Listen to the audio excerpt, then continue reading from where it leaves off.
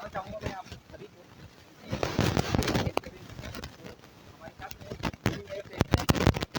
15 से जितने भी पेपर हुए हैं 2023 तक की, वो सारे के सारे इसी यूट्यूब चैनल यानी वाईफाई एग्जाम गुरु पे मिलेंगे आपको, ठीक है। तो जितने भी हमारे एसएससी के पेपर हुए हैं यानी सीजीएल के हम स्पेशल करा रहे हैं, क्योंकि हमारा सीजीएल का एग्जाम है नज़दीक, इसीलिए उसको देखते हुए मुझे ये मेरा टारगेट है कि मैं आपको कम से कम 28 सेट पेपर का सोल्यूशन करा दूंगा, और यहाँ से जो भी क्वेश्चन बनने वाले होंगे वो एग्जाम में आएंगे तो आप कर पाएंगे। तो कैसे हम पैसेज डील करते हैं, कैसे हम लोग एरर फाइंड करेंगे, कैसे हम वो वन वर्ड करेंगे, वो सारी की सारी इन्फॉर्मेशन मिलती रहेगी आपको, ठीक है। ये हमारा पेपर बनाया हुआ खुद का नहीं है, ये पेपर हुए हैं बोर्ड के, यानी कि हमारा आयोग जो कराता है वही मैंने पेपर लिए हुए हैं। तो दोस्तों वीडियो को ध्यान से देखिएगा एंड तक की, और सारी चीज़ें कंफर्म हो जाएंगी। अगर नहीं होंगी तो आप करिएगा, ठीक है। तो हमने इसका जो सेट पेपर है एसएससी सीजीएल का, उसका पहला मैंने सेट बनाया था, तो उसमें 25 क्वेश्चन लिए थे लगभग। तो जितने क्वेश्चन बचे थे वो हम इसमें कराएंगे, क्योंकि आप सभी को पता हो पहले 50 आया करते थे प्री में, और मेंस में इसकी संख्या हमारी 200 हुआ करती थी, और मैथ की 100 संख्या हुआ करती थी क्वेश्चन की। लेकिन अब पैटर्न थोड़ा चेंज हो गया है, और इसके हिसाब से 25 क्वेश्चन आते हैं, लेकिन हम सोल्यूशन 50 का ही कराएंगे, क्योंकि जो पहले से हम ले रहे हैं 2015 से 2023 तक कराना है। जो भी हमारे पैटर्न चेंज हुआ है उसके भी हम करा देंगे, ठीक है। तो टेंशन नहीं लेना है आपको, कैसा पैटर्न होता है, कैसे क्वेश्चन आते हैं, सारे के सारे फैक्ट हम बताते चलेंगे आपको। तो वीडियो को ध्यान से देखिएगा, कहीं पे भी स्किप मत करिएगा, आपसे बस इतना ही करना है। आगे हम लोग चलते हैं, शुरुआत करते हैं। और यहाँ पे सबसे पहले मैं यहाँ पे आज जो आया है पैसेज हैं, पैसेज हमारा 2 हैं, इसमें मुझे लग रहा है पहले 2 आया करते थे पैसेज, उन्हीं को हम डील करेंगे, बाकी जो चीज़ें हैं उनको आप देखते रहिएगा। ये सारे के सारे क्वेश्चन मैंने सेट 1 में करा चुका हूँ, इसलिए जिन लोगों ने नहीं देखा है वो देख लें, और मैं इसके आगे कराऊंगा, जितने मैं करा चुका था उतने नहीं कराऊंगा, बाकी मैं कराऊंगा, ठीक है। तो यहाँ पे मैंने 27 तक की मैं बता चुका था, आपने अगर वीडियो देखी है तो आपको पता होगा। यहाँ पे हम बात करते हैं इस सेकंड की 28 से 32 हमारे यहाँ पे, ठीक है। जितने भी क्वेश्चन हैं 4-5 पैसेज से लेकर पैसेज से बनने वाले क्वेश्चन, उनको हम डील करेंगे। पैसेज को कैसे डील करते हैं ये भी हम आपको बताएंगे, तो देखिएगा वीडियो को। बिल्कुल पैसेज को मैं सेट कर लेता हूँ, उसके बाद ही इसको हम प्रॉपर वे में पढ़ेंगे। आपको भी पढ़ना है मेरे साथ, और उसके बाद आंसर को फाइंड करना है, ठीक है, और बिना टाइम को गंवाते हुए। तो आई होप, उम्मीद करता हूँ एक ही बार में पैसेज आ गया, फिर सारे हमारे क्वेश्चन बनेंगे, और क्वेश्चन कैसे हैं ये सारे आपको दिख जाएंगे, ठीक है। तो सबसे पहले हम बात करते हैं पैसेज को पढ़ेंगे हम लोग, और उसकी थीम जानेंगे, क्या कहना चाह रहा है, क्या पैसेज में कहना चाह रहा है, क्या हो रहा है पैसेज में। जैसे हिंदी होती है वैसे ही इंग्लिश है, बस लैंग्वेज का फ़र्क है, हिंदी अलग होती है, लैंग्वेज इंग्लिश अलग होती है, तो दोनों को मिलाकर आप मिक्सअप पढ़िए तो आपको ज़्यादा अच्छे से समझ में आएगा, ठीक है। तो कोई दिक्कत नहीं, देखिए सेट हो गया, ठीक है। इसी पैसेज को हम लोग पढ़ेंगे, फिर इससे रिलेटेड जितने क्वेश्चन हैं उनको हम फाइंड करेंगे। तो सबसे पहले इसको हम लोग फ्रिक्वेंटली रीड किया करेंगे, क्योंकि टाइम इतना नहीं रहता है पेपर में कि हम लोग इसको स्लोली पढ़ें, घर में जैसे पढ़ते हैं वैसे नहीं पढ़ेंगे, एग्जाम के पॉइंट ऑफ व्यू से हम लोग पेपर को सॉल्व करेंगे, ठीक है। तो पहले हम शुरुआत करते हैं, मेरे साथ पढ़िएगा आप लोग और समझते जाइएगा यहाँ पे क्या हो रहा है क्या नहीं। The instinctive natural way to express anger is to respond aggressively. थोड़ा सा हट जा रहा है, मैं सेट कर लेता हूँ, ठीक है। ओके, हाँ, बात की जा रही है aggressively anger is a natural adaptive. यहाँ पे फिर से थोड़ा इरेज करो, हाँ आपसे, वेरी गुड। देखिए, anger is a natural adaptive response to threat it.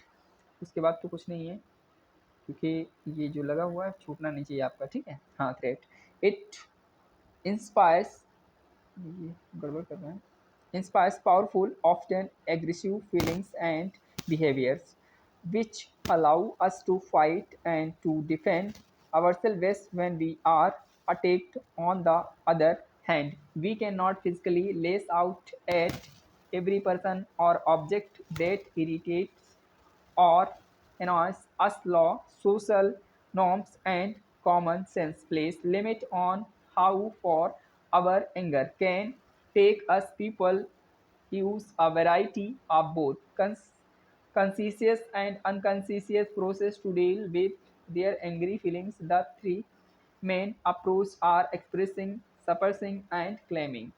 तो इस तरह से हम लोगों ने पढ़ा। आगे हम लोग पढ़ते हैं, ठीक है, आगे जानेंगे क्या कहना चाह रहा है ये, उसके बाद हम लोग क्वेश्चंस को सॉल्व करेंगे, ठीक है। ओके, देखिए ये लिखा हुआ है, then converted or redirected. This happens when you hold in your anger, stop thinking about it and focus on something positive. अब यहाँ पे जो बात की जा रही है ये एक एंगरपन की है, और एंगरपन कैसा शो होता है चेहरे पे, फेस पे कैसे होता है, इसको हम लोग कैसे हैंडल करते हैं, इसके लॉज क्या होते हैं, फेस आपका कैसा होगा, आपका बिहेवियर कैसा होगा, आपके अंदर दूसरों को रिस्पेक्ट कैसा होगा, यानी कि हम लोग पूरी तरह से एंगर होने का यहाँ पे शो करेंगे, दिखावा करेंगे एंगर होने का, यानी कि चीज़ें कैसे होती हैं वहाँ पे, चेंजेबल होती हैं और कैसे नहीं होती हैं, ठीक है। इसके बारे में पैसेज में बात की गई है, तो उसी से रिलेटेड हमारे क्वेश्चन रहेंगे, उनको हमें डील करना है। जैसे पहले 28 पे क्वेश्चन कह रहा हुआ है, बोला जा रहा है 28 क्वेश्चन नंबर आप ध्यान से देखेंगे, मेरे साथ पढ़ेंगे, उसके बाद ऑप्शंस को पढ़ेंगे, फिर हम आंसर को फाइंड आउट करेंगे। विच one of the following places limits on how far we can take our anger.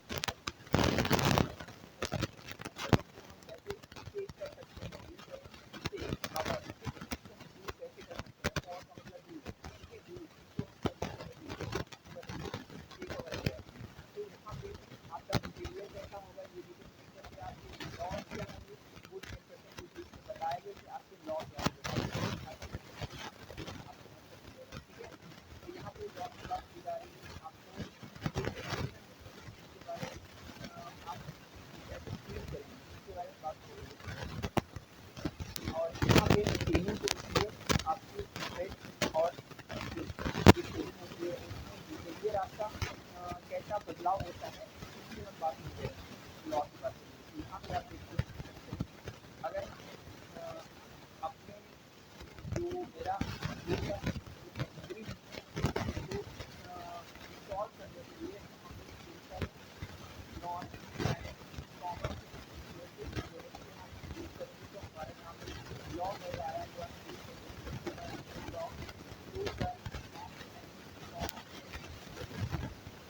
आ गया है,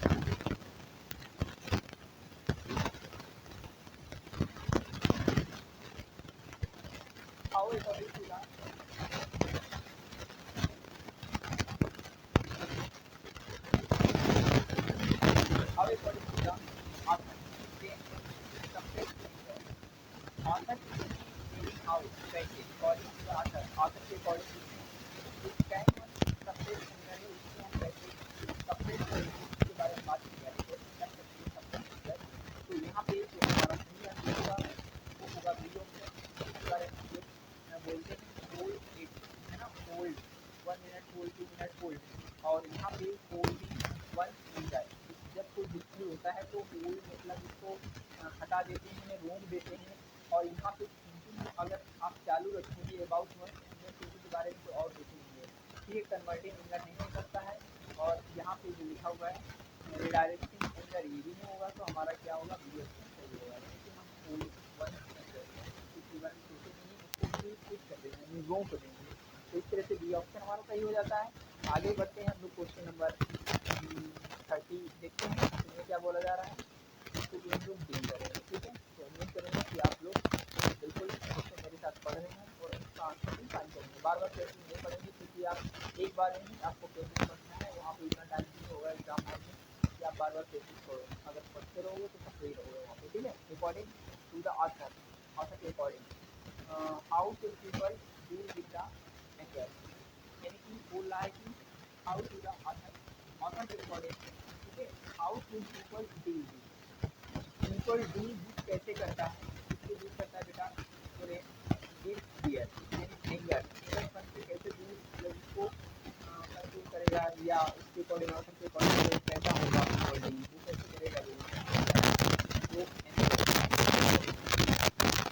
तो यहाँ पे बात हो रही है हमारी एक्सप्रेस एसेटिवली, ठीक है। पहले जब पैसेज आप पढ़ रहे थे तो शुरू में ये वर्ड दिया गया था, यानी एक्सप्रेस, ये क्या होता है, सकारात्मक आप रहेंगे और सामने वाले को सकारात्मक करेंगे, एसेटिवली, यानी कि हमारा ए ऑप्शन सही होगा, एसेटिवली, ओके। तो हम लोग चलते हैं क्वेश्चन नंबर 31, लिखा है what does the author mean, यहाँ पे बताना है कि ऑथर का मतलब क्या है, बीइंग एसेटिव। यहाँ पे बीइंग एसेटिव अभी मैं बता चुका हूँ आपको, बीइंग एसेटिव मतलब होता है कि हम लोग सकारात्मक हैं और दूसरों का हित चाहते हैं और रिस्पेक्ट करना चाहते हैं जो भी कम्युनिकेट उनका। तो यहाँ पे रिस्पेक्टफुल की हम बात करते हैं, बीइंग रिस्पेक्टफुल, तो इस तरह से हमारा क्या हो जाएगा, बी ऑप्शन सही हो जाएगा। और डिमांडिंग हम मांग करते हैं इसीलिए क्लियर नहीं होगा, और बीइंग फिफ्टीन यानी कि हम लोग व्यक्ति मनमाने करते किसी को, बीइंग काम ट्रांसराइटर भी है, बीइंग रिस्पेक्टफुल से हम लोग क्या कर देते हैं, वो हम आंसर का मीनिंग यहाँ पे यूज कर रहे हैं, बीइंग रिस्पेक्टफुल, आगे चलते हैं क्वेश्चन नंबर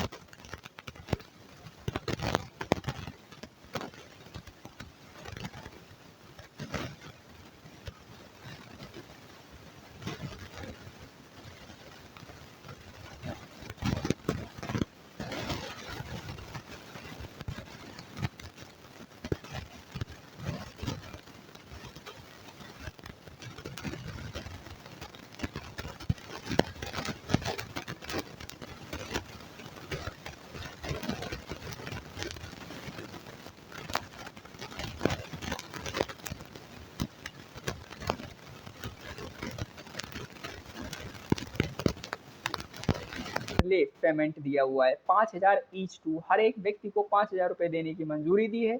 इसमें जो लोग घायल हुए हैं उनके लिए, अगर जो लोग घायल हुए हैं तो उसके लिए इंजर्ड हुए ना, बोला गया गवर्नमेंट द्वारा अगर की गई बात वो पैसिव में बन गई, ठीक है, तो एक्टिव में नहीं है। एक्टिव फॉर्म मतलब डायरेक्ट उसका आना चाहिए सब्जेक्ट के बाद ऑब्जेक्ट वगैरह। यहाँ पे हम लोग इनडायरेक्टली गवर्नमेंट ने बोला है और लोगों ने बताया है। तो यहाँ पे जो इंजर्ड लिखा हुआ है, जब हम बनाते हैं पास्ट परफेक्ट मतलब पास्ट हमारा सेंटेंस होता है, तो उसको हम लोग जब पैसिव बनाएंगे तो हमारा वाज और वर का यूज़ करते हैं सब्जेक्ट के अकॉर्डिंग। सब्जेक्ट हमारा दोज है, तो यहाँ पे इंजर्ड से पहले वर का यूज होना चाहिए था, जो कि नहीं हुआ है। तो जहाँ पे हमारा इंजर्ड लिखा उसके पहले वर्ब होनी चाहिए थी, जिस ऑप्शन में है वही हमारा सेंटेंस इरर होगा, यानी कि बी ऑप्शन में है। यहाँ पे इंजर्ड की जगह पे वर होता तो सही होता, अगर वर नहीं है तो यहाँ पे गलत है सेंटेंस से। इस तरह से आपने यानी बी पार्ट में एरर है ये फाइंड की। ओके, आगे चलते हैं, हम लोग देखते हैं 35 क्वेश्चन नंबर।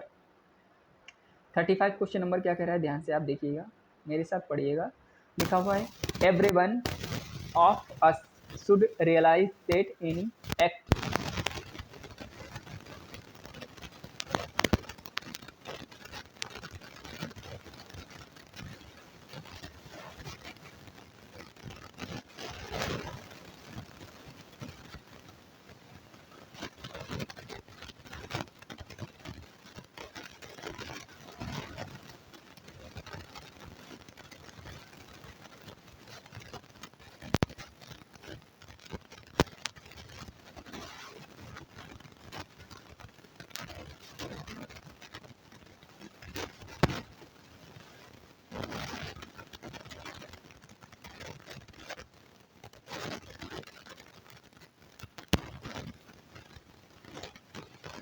इरर हम लगाते हैं।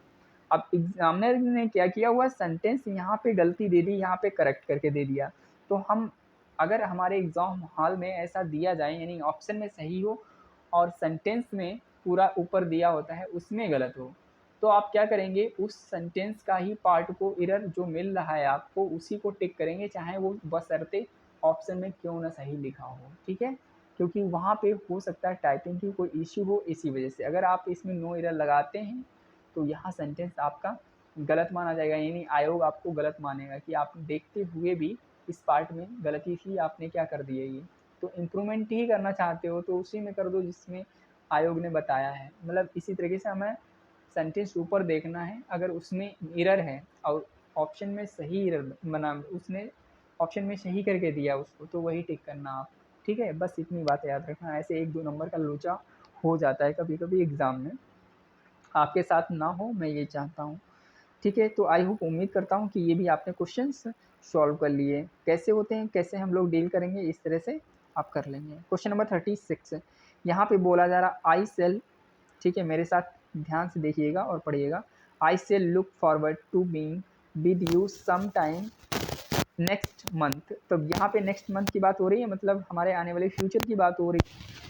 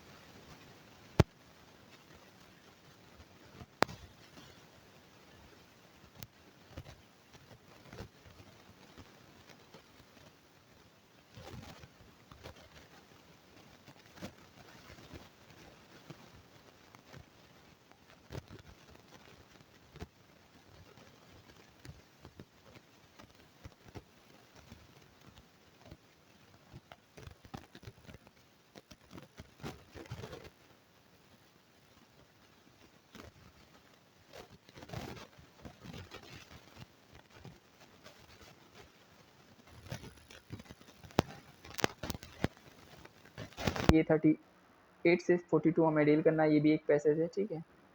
तो पैसेज में सबसे पहले ये लिखा हुआ है क्या, ये आपको पता है, डायरेक्शन पढ़नी है आपको, मुझे नहीं पढ़नी क्योंकि मैं पढ़ चुका हूँ बहुत बार, इसलिए आपको वीडियो पॉज करके डायरेक्शन को पढ़ना है, उसके बाद ही पैसेज पढ़ें और फिर इसका आंसर करें, ठीक है। तो हम सबसे पहले क्या करते हैं, डायरेक्शन तो मैंने पढ़ लिया, आपको पढ़ना है, आई होप, उम्मीद करूँगा पढ़ ली होगी। पैसेज को पढ़ेंगे, उसके बाद डायरेक्टली हम आंसर देंगे। कोशिश करिएगा मेरी जितनी वीडियो देख रहे हैं आप, इसमें मतलब जब भी आप 50 तक की सेट कर लेंगे तो आपके दिमाग में चलने लगा, मतलब इंग्लिश कनेक्ट कैसे हो रही है एक दूसरे से, ठीक है। तो चलते हैं, सबसे पहले हम इसको पढ़ते हैं फ्रिक्वेंटली, उसके बाद हम लोग क्वेश्चन को सॉल्व करेंगे। जो बचा हुआ है 50 क्वेश्चन आपको करने हैं फिलहाल आज। देखते हैं, लिखा हुआ है the crowd searched forward through the narrow street of Paris. आगे क्या है, आगे बात हो रही है, there was a clatter of shutters being closed hastily by trembling hands. The citizen of Paris knew that once the fury of the people was excited, there was no telling what they might do. They came to an old house which had a workshop on the ground floor. A head popped out the door to see what it was all about. Get them Thimonier, smashless, क्या लिखा हुआ है? अब देखते हैं। Smash his devilish machines, yelled the crowd,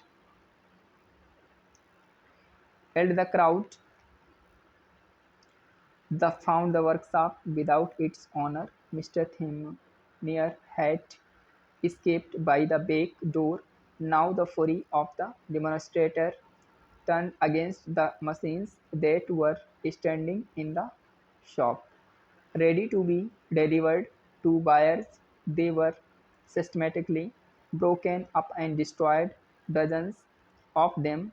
Only when the last wheel and spindle had been trampled underfoot did the infuriated crowd recover their senses. आगे क्या लिखा हुआ ये भी पढ़ लेते हैं हम लोग, ठीक है। Senses. That is the end of Monsieur Thimonier and his sewing machines. They said to one another and went home satisfied. Perhaps now they would